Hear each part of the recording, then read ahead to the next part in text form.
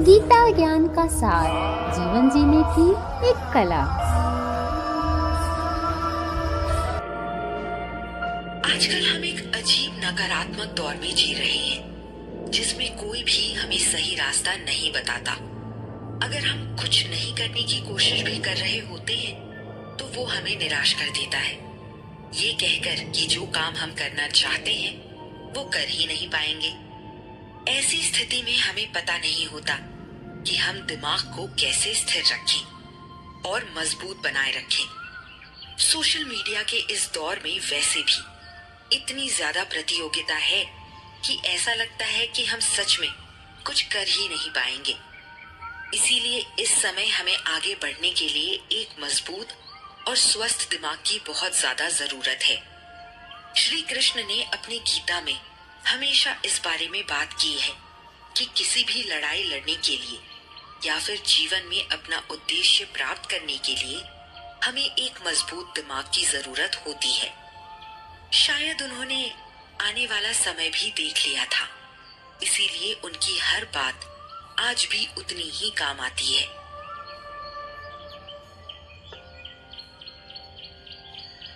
कृष्ण, मैं कुछ भी जीवन में नहीं कर पा रहा हूँ। मेरे पास के लोग मुझे कभी भी किसी बात को लेकर उत्साहित नहीं करते हैं।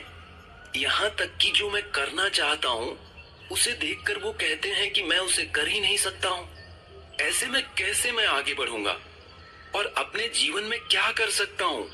मुझे कुछ बताइए, क्योंकि मेरे अंदर ना तो उत्साह रहा है काम करने का और ना ही मेरे भीतर ऐसा मजबूत मन बचा है जिससे मैं आगे कुछ करना चाहूँ। कान्हा, मुझे रास्ता दिखाइए। तुम अपने साथ काम कर रहे लोगों के बारे में जरा मुझे बताओ, तभी मैं शायद पूरी बात समझ पाऊंगा। जिन लोगों के साथ मैं काम करता हूँ उन्हें मुझ पर विश्वास भी नहीं है कि मैं कुछ कर सकता हूँ। वो हमेशा यही सोचते रहते हैं कि मैं जिस समाज में पैदा हुआ हूँ मैं वैसा ही काम कर सकता हूँ। इसके अलावा उन्हें मेरी काबिलियत पर और मेरी बुद्धि पर जरा भी विश्वास नहीं। ऐसी स्थिति में मैं कैसे काम कर सकता हूँ? कृष्ण उसे देख रहे थे और उसके बाद उन्होंने उसके दिमाग और उसकी बुद्धि को समझने की कोशिश की। कृष्ण हमेशा इस बात पर विश्वास करते थे कि कोई भी इंसान अपनी पढ़ाई लिखाई से, अपनी जीने के तरीके से अपनी बुद्धि को बढ़ा सकता है, अपनी काबिलियत को बढ़ा सकता है। कृष्ण ने उस आदमी को समझाया। देखो, जो भी आदमी तुमसे ये कह रहा है कि तुम इतने काबिल नहीं हो जो कुछ कर सको, तो वो गलत कह रहा है और ऐसे लोगों के साथ काम करने का कोई मतलब नहीं है। हमेशा ऐसे लोगों के साथ काम करना चाहिए जो तुम्हारी काबिलियत पर, तुम्हारी बुद्धि पर विश्वास करते हैं।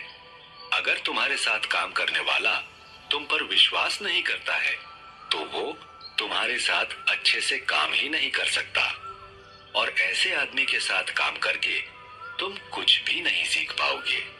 इसके अलावा जो तुमसे नीचे काम कर रहे हैं, तुम्हें उनकी काबिलियत और बुद्धि पर भी भरोसा करना होगा, क्योंकि किसी भी इंसान की काबिलियत बचपन से तय नहीं होती। वो इंसान मेहनत करके अपनी काबिलियत को अच्छा बना सकता है। कन्हैया, अपनी काबिलियत और अपनी बुद्धि को कैसे बढ़ाया जा सकता है? मुझे इसका रास्ता दिखाइए। हो सकता है कि जो मेरे से बड़े हैं वो सही ही कह रहे हो कि मेरी काबिलियत उतनी नहीं, लेकिन जैसा कि आपने कहा कि कोई भी कुछ खास तरीकों से अपनी बुद्धि को बढ़ा सकता है। मुझे उन तरीकों को बताइए। अपनी काबिलियत और बुद्धि को बढ़ाने के कई सारे तरीके हैं। सबसे पहले अगर आप जीवन में चुनौती लेना सीख लीजिए। कोई भी अगर ऐसी चुनौती आती है जिसे देखकर आपको लगता है कि नहीं, आप उसे नहीं कर पाएंगे, तो इस चुनौती को किसी भी कीमत पर स्वीकार कीजिए और जब आप उस चुनौती को पूरा करने की कोशिश करेंगे तो आपको बहुत अच्छा लगेगा। जब हम अपने सुविधाजनक माहौल में रहते हैं जो कि आपको चुनौती नहीं देता है, तो आप चुनौती लेने से डरने लगते हैं। इसलिए सबसे पहले उन चुनौतियों का मुकाबला कीजिए। असफल होने का डर अपने अंदर से निकाल दीजिए। जो होगा देखा जाएगा। दूसरा तरीका ये है कि अगर कोई आपके काम की बुराई कर रहा है या फिर आपकी आलोचना कर रहा है, तो आपको उसकी बातों का बुरा नहीं मानना है, बल्कि आपको उसकी आलोचना को ध्यान से सुनना है और ये समझने की कोशिश करना है कि वो आदमी आपकी आलोचना क्यों कर रहा है। जब आप आलोचना को स्वीकार करेंगे तो आप अपने आप ही अपनी काबिलियत को बढ़ा हुआ पाएंगे। आपकी बुद्धि और ज्ञान भी इससे बढ़ेगा।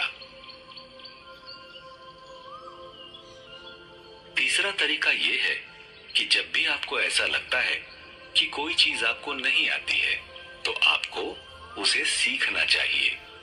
डरना नहीं चाहिए कि क्या पता आपको आएगा कि नहीं, क्योंकि जब भी समय गुजरता है और नया दौर आता है तो उसके साथ कुछ नई चीजें आ जाती हैं। आपको उन नई चीजों और नई कलाओं को सीखना चाहिए। और चौथा ये कि जब भी आप किसी चीज में आगे बढ़ें, आपको कुछ भी हासिल हो तो उसे उत्साह से मनाइए। किसी नई चीज को सीखने या फिर पूरा करने के लिए अपने आप को शाबाशी दीजिए। हमेशा अपने काम के प्रति ईमानदार रहें और बदलाव को अच्छा महसूस करें, और इसी तरह से आप आगे बढ़ते रहेंगे।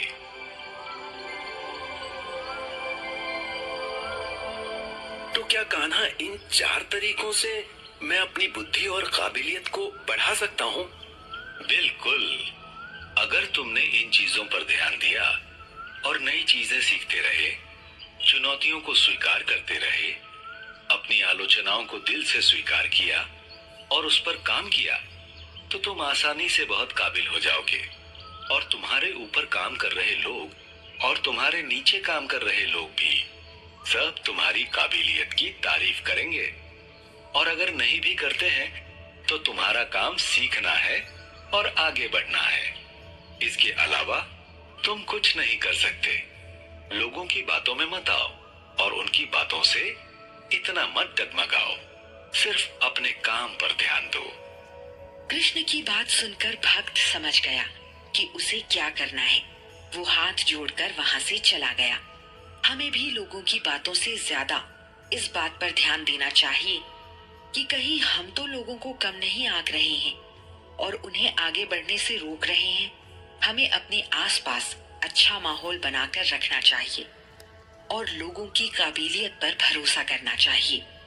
गीता में हमें कृष्ण ने ये बताया है कि न सिर्फ हमें एक मजबूत और स्थिर दिमाग की जरूरत है, बल्कि एक ऐसे दिमाग की जरूरत है जो इंसान को आगे बढ़ने के लिए प्रेरित करते हैं। स्वस्थ दिमाग को ये विश्वास होता है कि किसी का कुछ भी इतिहास रहा हो, पर अपनी काबिलियत के दम पर वो अपने जीवन में बड़ी उपलब्धि हासिल कर सकता है, बजाय ऐसे कमजोर और नकारात्मक दिमाग के जो हमेशा सामने वाले में नुक्स निकालते रहते हैं और उस दिमाग को हमेशा यही लगता है कि सामने वाला आदमी जीवन में कुछ भी नहीं कर सकता है।